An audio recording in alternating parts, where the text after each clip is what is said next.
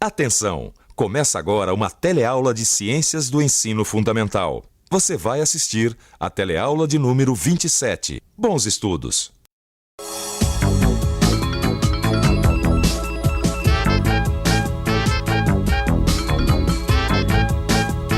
Na nossa última teleaula, nós aprendemos como classificar os animais segundo seus hábitos alimentares. Se comem plantas, são herbívoros, se comem animais, são carnívoros, e se comem as duas coisas, são onívoros. Lembra? Na teleaula de hoje, nós vamos aprender como classificar os animais observando o modo como eles vivem. Nessa teleaula, você vai conhecer alguns animais que vivem em grupos. Vai ver que no grupo das galinhas, a líder é a mais agressiva. Vai ver também que os leões vivem em grupos familiares e existe muita cooperação entre eles. E vai conhecer ainda uma das sociedades mais perfeitas da natureza, um formigueiro. A nossa teleaula está começando agora. Ô, gente, desculpa o atraso, viu? Mas hoje o meu dia começou com a maior confusão. Ah, é? A Rita, minha irmã, me ligou muito nervosa, sabe? Tudo por causa da Rosa, minha prima, que foi passar uns dias lá no sítio dela. É? O que ela aprontou, hein? Eu não acredito o que ela fez. Ela fez canja da galinha preferida da minha irmã. Quando a Rita ficou sabendo, foi um bate-boca feio.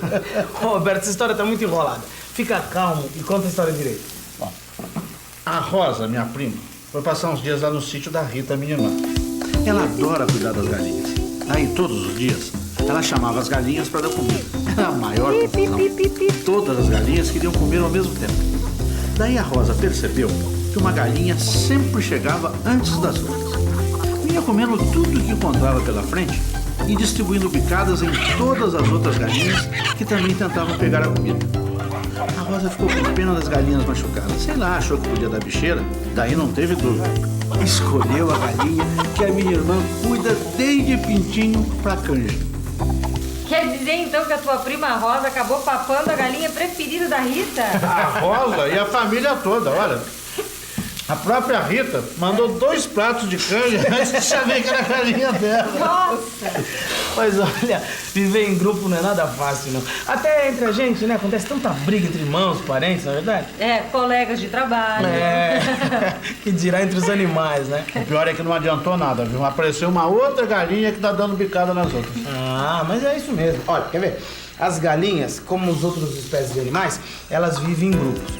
Todo grupo precisa ter um líder. Nas galinhas, a líder é a mais corajosa, a mais forte, a mais agressiva, que bica todas as outras. Essa liderança é conquistada através de muitas disputas e muitas bicadas. As vencedoras vão alcançando os mais altos níveis na hierarquia do galinheiro. Ah, então por isso, dias depois, tinha outra galinha liderando, bicando todas as outras. É, isso aí. Quando uma galinha líder morre ou perde a liderança quando ela é desafiada, vem outra galinha e toma o posto. Sabe que agora que você tá falando, eu tô me lembrando de uma cena que eu e meu sobrinho vimos lá no zoológico. A gente deu sorte e pegou o pessoal do zoológico alimentando os bichos. Quando o tratador jogava ração, as aves vinham todas agitadas. Nossa, maior confusão. Mas sempre tinha uma na frente que se sobressaía do grupo, que bicava todas as outras e comia mais. Olha, eu jamais ia imaginar que essa atitude é sinal de força e liderança. A hierarquia nesses grupos se estabelece na base da disputa. Mas nem todos os animais que vivem em grupo têm uma disputa assim tão intensa. Tem várias espécies onde tem muita cooperação entre os membros do grupo. É, os elefantes, as zebras, o leão. Ah, então, o leão, que é o rei dos animais, é um bom exemplo. Eles vivem basicamente em família. Sabe o que você tá falando aí? Eu tô me lembrando que os leões ficam todos juntinhos mesmo. Só que eu não sabia que eles eram todos da mesma família, não. As leoas são geralmente irmãs, primas ou até mesmo mães e filhas. Os machos, sempre em menor número, também são irmãos. O parentesco entre os animais do grupo é grande. Olha só que interessante. Os filhotes dos leões são cuidados por qualquer fêmea do grupo. E às vezes eles são amamentados por uma fêmea que nem seja sua mãe. Ah, não é mãe, mas deve ser uma parente bem próxima, né?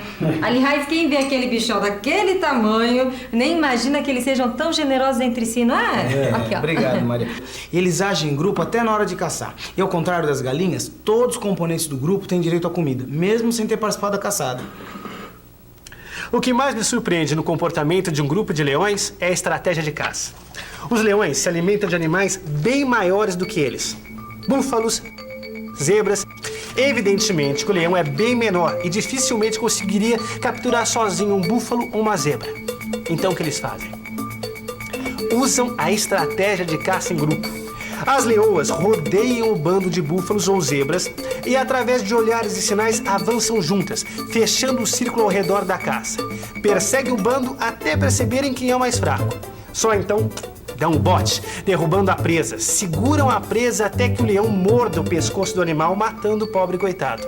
Só então todo o grupo de leões pode se banquetear. Em termos de organização de grupo, a gente pode dizer que os leões são mais avançados que as galinhas? De certa forma, sim, Alberto, porque essa cooperação acaba ajudando o grupo a sobreviver melhor, né? Nossa, que legal, uma sociedade perfeita. Você tá achando a sociedade dos leões perfeita? Imagina quando você conhecer melhor o interior de um formigueiro. Nossa, é difícil a convivência dentro da peraí, família. deixa eu contar. Imagina só em pais, irmãos, sogros. Primas. Que dirá num formigueiro que tem milhões de componentes, né, na família. Deve ser a maior confusão, hein? Aí que você se engana. Quer ver? Num formigueiro, cada um tem sua função e cumpre essa função religiosamente. Tudo funciona perfeitamente. Num formigueiro, todas as formigas são irmãs, filhas de uma única fêmea reprodutora, a rainha. Ela é bem maior do que as outras e só faz uma coisa o dia inteiro: põe ovos. A cada dia, ela põe milhares de ovos. Mas se a rainha põe ovos o dia inteiro, alguém tem que pegar no pesado. As operárias, Maria. Dos ovos colocados pela rainha, a grande maioria deles dá origem às operárias. E são as operárias que vão atrás de alimento, limpam o formigueiro, cuidam dos filhotes e cuidam até da rainha. Enfim, colocam a casa em ordem. Então, durante a vida inteira, elas só trabalham. Isso. E como é que elas escolhem a líder, né? Não, elas não têm líder. Elas já nascem sabendo o que é pra fazer durante a vida inteira delas. Sim, então, ou elas nascem rainha, ou elas nascem uma das milhares e milhares de operários, né? Não, tem rainha, tem operária e ainda tem soldado, que é uma outra categoria. Alguns dos ovos postos pela rainha dão soldados, que têm a função de defender o formigueiro. Para isso, essas formigas possuem até 2 mandíbulas na forma de alicate. Quando o formigueiro começa a ficar numeroso, as operárias escolhem algumas larvas e começam a alimentá-las com uma comida especial. Essas larvas crescem mais e ficam férteis. Quando ficam adultas, se tornam rainhas e saem para o voo nupcial. Os machos seguem as rainhas, as fecundam e as rainhas guardam o esperma por toda a vida, porque nunca mais vai acontecer outra cópula. Ai, que bonito. Quer dizer, então, que as formigas rainhas saem voando, os machos vão atrás para fecundá-las pro resto da vida? Isso. Vocês já comeram içá? Içá não. Içá. Ah, aqueles insetos bundudos? Isso, então. São as rainhas aladas, quer dizer, com asas, no seu voo nupcial. E como é que nascem as formigas machos? Bom, é assim. Os ovos que forem fecundados pelo esperma do macho, guardados na rainha, podem originar ou operárias ou soldados. Agora, os ovos que não forem fecundados, eles se desenvolvem mesmo sem fecundação e dão origem aos machos. Entenderam porque eu falei que é uma sociedade perfeita? Realmente, cada subgrupo tem a sua função. Operárias, soldados, a rainha, os machos. Me diz uma coisa, quer dizer então que aquelas formigas bem pretinhas, pequenininhas, que vivem no açucareiro são as operárias? Isso, cumprindo sua função. Agora eu quero fazer uma pergunta pra vocês. Olha, presta atenção. Tá. A rainha, as operárias e os soldados têm funções diferentes, né? Então dá pra elas terem o mesmo tamanho, a mesma forma? Vamos pensar um pouco? Vamos pensar um pouco. Reproduzir, alimentar e defender. São tarefas diferentes demais que exigem certas especialidades. A rainha é maior. As soldados possuem 2 mandíbulas bem afiadas, parecendo um alicate. Já existem muitos tipos de operárias. Operárias para cuidar das larvas, operárias para buscar comida, operárias para limpar o formigueiro, para cuidar da rainha, e elas são diferentes também entre si. Além disso, as operários e os soldados não se reproduzem, tarefa exclusiva da rainha. Como você viu, essa sociedade de animais é tão organizada que até parece um único indivíduo. As 3 tarefas básicas do ser vivo, a reprodução, a alimentação e a defesa, são realizadas por cada subgrupo do formigueiro. Isso impede que cada componente dessa sociedade consiga viver isoladamente. Só é possível a vida em grupo. Por isso, podemos dizer que essa sociedade de animais é tão organizada que se parece com um único indivíduo. Oi, você conhece alguma espécie de animal, uma outra espécie, que tenha uma sociedade tão organizada quanto essa das formigas? Abelhas, cupins. Você? Alguns tipos de vespas. Bom, depois que eu dou essa aula para meus alunos, aí eu peço para eles fazerem exercício. Vocês podiam fazer exercício, podiam? Vocês querem? Eu topo. Também. Então vamos lá. Olha, então é o seguinte, escreva aqui nessa folha a diferença entre as organizações sociais das galinhas, dos leões e das formigas. Galinhas, leões e formigas. É isso que a gente falou hoje. E você, telealuno? Não quer tentar também? Vamos lá, é fácil.